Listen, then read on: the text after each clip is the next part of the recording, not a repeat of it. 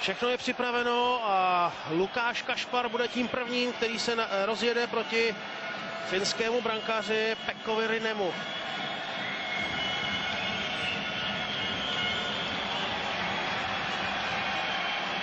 Jedna nula!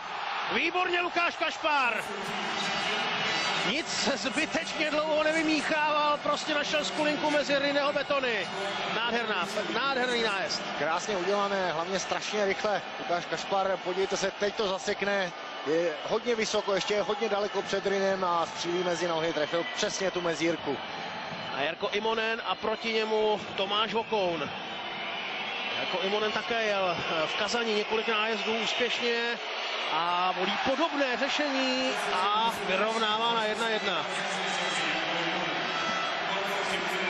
Tomáš Vokoun chtěl zaskočit Immonena tou vytrčenou holí, ale Immonen podél bruslí.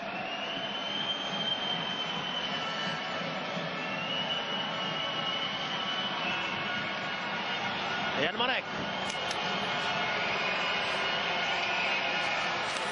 Kotouč je v brance, výborně, přes záda Peky Rinneho se ten puk překutá, ale Jan Marek měl i pořádnou porci štěstí, ale to k tomu, aby se člověk stal střelcem, patří. Myslím, že Honza Marek udál Rinneho na dvakrát, už ho měl připraveného na to zakončení. Podívejte se tady při tom prvním naznačení, už ho měl hotového. V tu chvíli ten Kotouč ještě rozmysl, stáhl a potom s velkými problémy ho přeskákal.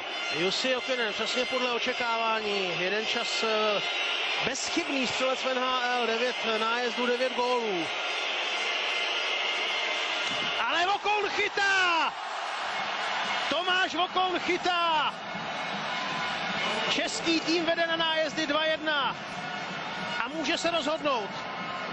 Zkusil ten Forsbergův blafák, ale skončil tak nějak na půl cestě. Podívejte se, nepustil hůl do jedné ruky. Zkoušel to za Tomášem Vokounem a ta radost na našich je naprosto zřejmá.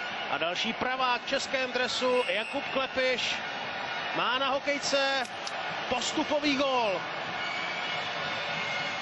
Jakub Klepiš chtěl udělat podobnou kulišárnu, ale Pekka Rinne se nenechal nachytat a zastavil Kotouč, který už chtěl Klepiš hodit do backendu, aby zasunul.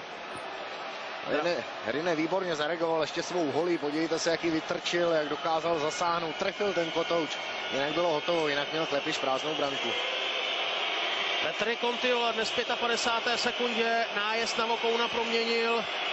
Teď je to kdo z koho. Pokud Kontiola dá, bude se pokračovat, pokud nedá, je konec. Tyč! A český tým je v semifinále, prokletí je prolomeno. Tak přeci jenom hokejová spravedlnost funguje a český tým je znovu v boji o medaile na mistrovství světa. Po 4 prohraných čtvrtfinálových bitvách se český tým přes Finsko znovu vrací do bitvy o medailová místa. Tenhle český výběr, který už na tomhle turnaji mnozí odepisovali, bude bojovat až do konce a bude bojovat o medaile. Česko poráží Finsko na samostatné nájezdy a bude hrát dál. Finové na tomhle turnaji končí. Tady ještě jednou nájezd Kontioly. Já myslím, že Kontiola v podstatě nic nevymyslel, naznačil střelu, tam mu nic nepřinesla, Tomáš Vokoun to ustál krásně, musel s Kotoučem do strany a pak už to měl těžké, musel trefit nahoru, musel trefit přesně, protože podívejte se, jak Tomáš Vokoun pracoval, jak